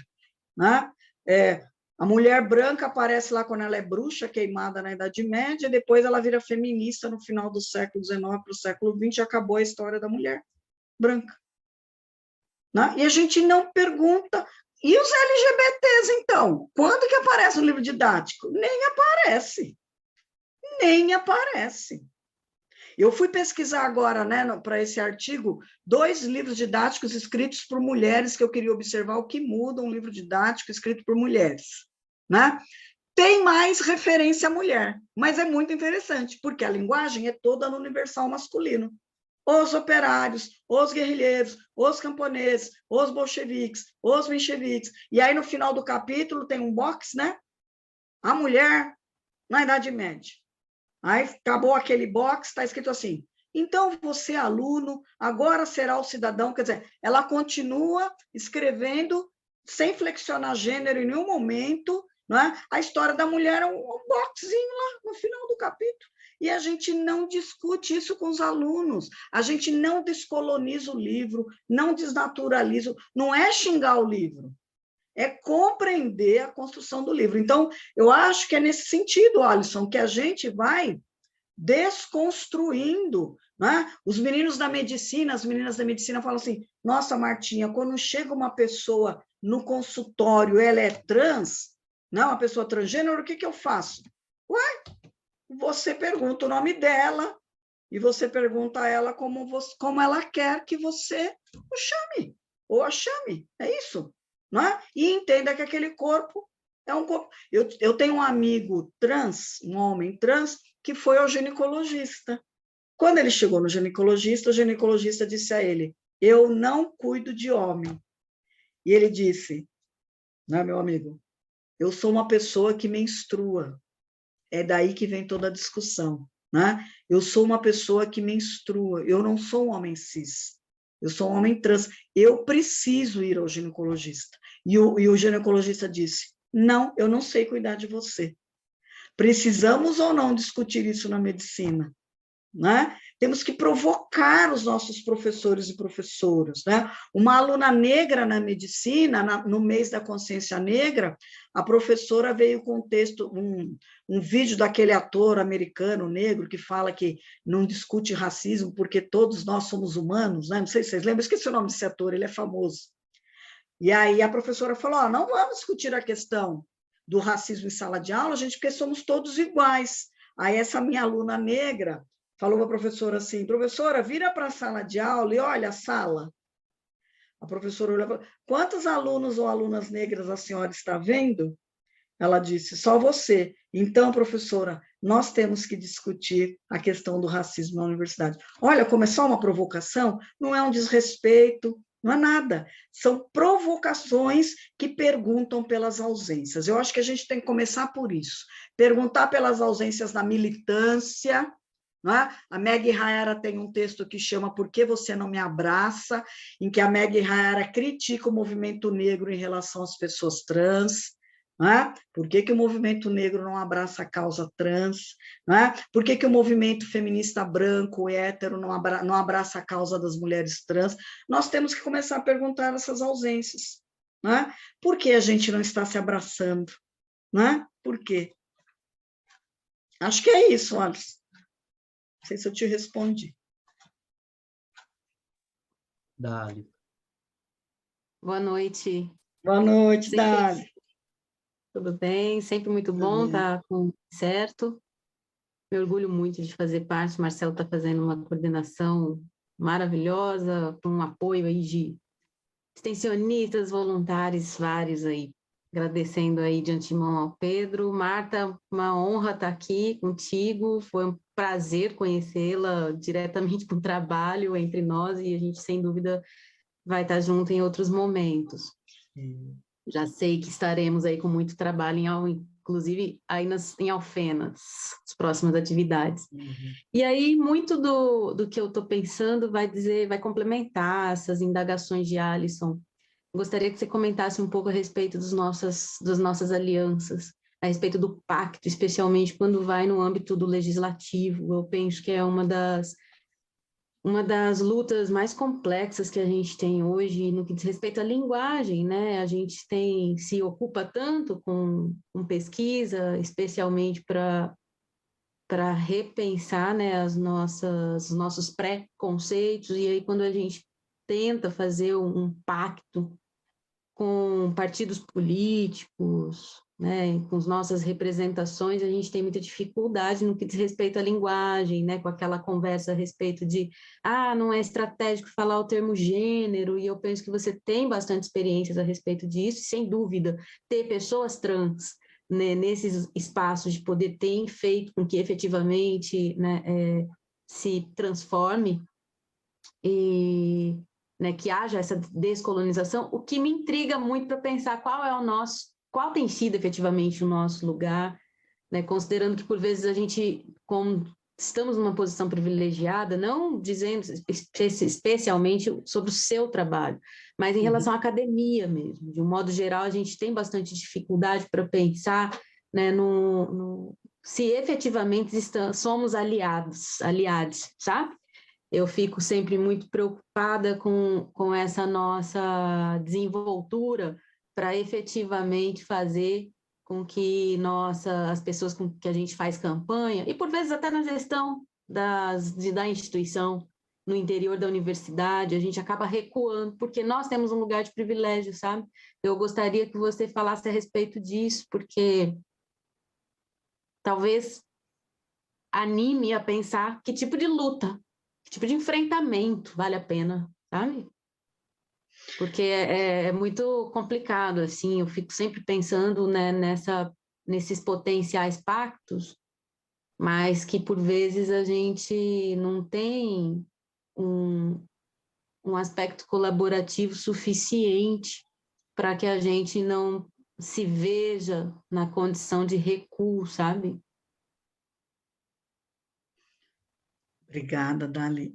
Então, eu não sei te dizer, né, sinceramente, como é que a gente deve construir esses pactos, né? Eu acho que o primeiro passo é a dialogia mesmo e a escuta, né? Eu acho que durante muito tempo, e a academia ainda carrega essa concepção de que sempre os pactos nascem da gente, né? E eu acho que politicamente é o mesmo discurso, né? Eu militei durante muitos anos, né, no partido, né, no Partido dos Trabalhadores, no Sindicato dos Professores, e eu era uma das pessoas que achava que esse tipo de discussão era bobagem, né? Por isso que eu falo que a gente vai se descobrindo, né? A gente, para quê? Não é que eu falasse isso, eu ouvia as pessoas, porque eu não entendia nada também. Nós temos que, em primeiro lugar, assumir que a gente não entende, que a gente tem que aprender. Não é? Parar com essa história de que parece que a gente sai salvando a humanidade. Vou levar Por exemplo, eu tenho uma palavra que me irrita um pouco na militância e mesmo na academia, que é a palavra consciência. Né? Eu acho que a palavra é importantíssima, mas a gente se apossou de tal forma dessa palavra que a gente acha que vai levar isso para todo mundo. Né? Então, vou levar a consciência para as mulheres que apanham na periferia, vou levar a consciência, e uso o termo levar mesmo, né? Vou levar a consciência para os estudantes, Amigo, eu brigo com os meninos, você não leva consciência nenhuma, você leva a consciência no bolso, né? Você sai distribuindo consciência para as pessoas. É uma visão muito, muito arrogante que a gente ainda não conseguiu se livrar. Né? Então, assim, a consciência é nossa, nós somos os intelectuais, as intelectuais, nós temos o conhecimento, né? E agora acho que a gente começa a aprender com a experiência. Eu acho que a contribuição da ideia de história oral, de história pública na academia, tem sido fundamental. A história oral não só como da história, né? A história oral em várias áreas do conhecimento, né? Inclusive, por isso que a gente não usa, na USP a gente não usa o termo historiador oral, mas oralista, porque a gente entende que há oralistas espalhados em várias áreas, né? Que transformam o trabalho de história oral num trabalho de transformação de nós mesmos, né? De nós mesmos. Então, eu acho que a gente precisa começar a parar de achar que a gente salva as pessoas, né? Que a gente é que decide quando a palavra deve ser modificada ou não, né? Essa semana, um dos professores falou para mim, agora você é obrigado a usar a linguagem neutra. Falei, meu querido, você não é obrigado a nada, né? Você não é obrigado a nada, até porque não é você que vai dizer quem vai usar a palavra ou não, né? Se a militância usar, você vai ter que respeitar, você tem a opção de não usar, né? Você pode querer não usar, mas você não vai poder obrigar ninguém a não usar, essa que é a questão, né? Essa é a discussão. Então, a gente começar a reconhecer que há uma força para além da academia, né? E aí eu penso que toda força isolada, eu digo para os alunos assim, nós temos 3 arrogâncias. Uma é a arrogância da experiência, eu sou, só eu posso falar. A outra é a arrogância da militância. Eu sou militante, eu estou no sindicato, eu estou no partido, então eu posso falar. E a militância da academia, eu estudei, eu conheço, só eu posso falar. Eu penso que se a gente não atravessar essas 3 dimensões, né, nessas parcerias, a gente não vai conseguir caminhar, né? Tem que ter dialogia nessas 3 dimensões, é a tal da autoridade compartilhada do Michael Frisch, né? São autoridades que não se limitam a si mesmas, elas precisam ter autoridade, não quer dizer ter arrogância ou exclusividade da palavra, né? O lugar de fala não é a exclusividade de fala, né? É o direito de fala, é a ampliação de fala, é aquela ideia da Judith Butler, né? De que todos nós vivemos em precarização, alguns grupos mais precarizados que outros, e se a gente não se unir para reconhecer essas precarizações, a gente não vai avançar de lado nenhum. Não tem uma receita, não tem um caminho, né? Mas eu sempre acredito que a gente, dentro da academia, então, dentro do nosso papel de acadêmico, de professora, de professor, de militante estudantil, a gente tem que contribuir para criar esses espaços, é o que a gente pode fazer, não é? Quer dizer, vamos criar os espaços onde não só a gente vai falar, mas todo mundo vai falar, né? O que a gente quer é disciplinar, é organizar. Eu tenho alguns conflitos na universidade, na Unifal, por exemplo, com alguns grupos chamados de esquerda que acham que a gente não tem que falar desses temas, né? Ou que a gente tem que se embater o tempo todo contra os homens, né? Eu lembro de uma mesa que me chamaram para discutir, que era, não me dê flores, lute comigo. Eu disse a elas, eu quero as flores e quero que lutem comigo. Não abro mão das flores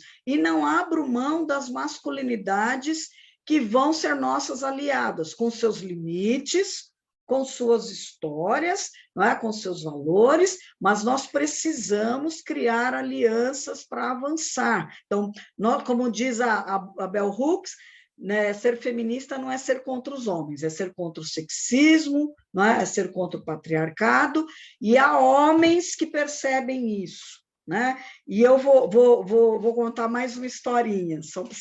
No final de uma aula de gênero e sexualidade, um aluno barbudo, daqueles bonés assim, bem, não é? Bem masculino, hegemônico, era o último dia de aula, ele se aproximou de mim e disse assim, professora, eu quero te contar uma coisa. Diga. Ele falou, professora, eu sou um machista horroroso. Eu moro no interior de Minas, numa cidade de 3.000 pessoas. Eu, meus 2 irmãos e meu pai, acabamos com a minha mãe. 4 machistas horrorosos. Mas eu estou aqui por causa da minha mãe. E eu precisei pisar na universidade para entender o quanto nós éramos horrorosos. Professor, eu sou um machista, eu quero mudar, eu não quero ser quem eu sou. Né? Eu tenho feito um exercício constante de me desconstruir.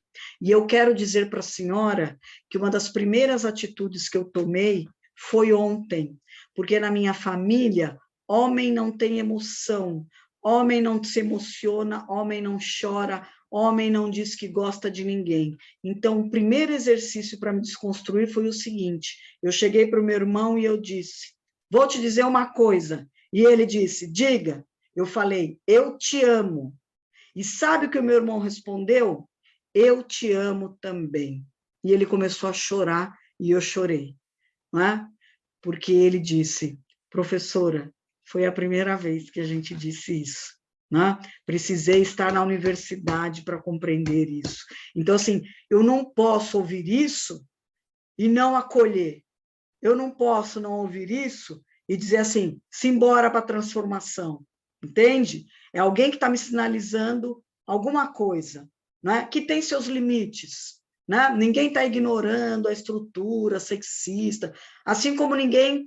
Né? Eu sentei uma vez numa mesa em Brasília, na Universidade de Brasília, com uma mulher negra, e estava um certo incômodo, né? Porque eu era branca, e alguém na mesa perguntou para ela, você acha que a questão do racismo, né, não tem que ser combatida, então, pelos negros? Por que os brancos têm que se sentar? E ela disse assim, o racismo não fui eu que inventei, foram as pessoas brancas.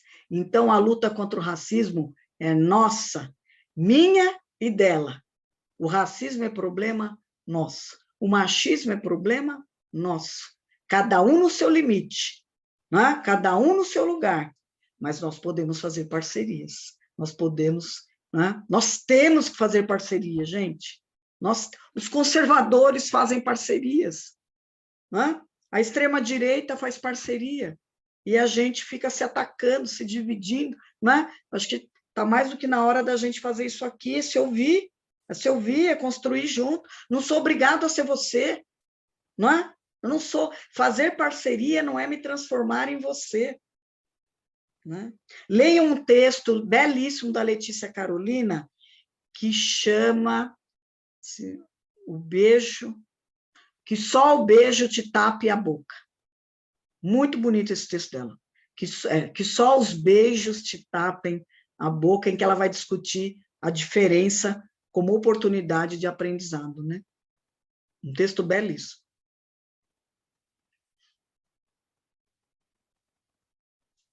Carolina.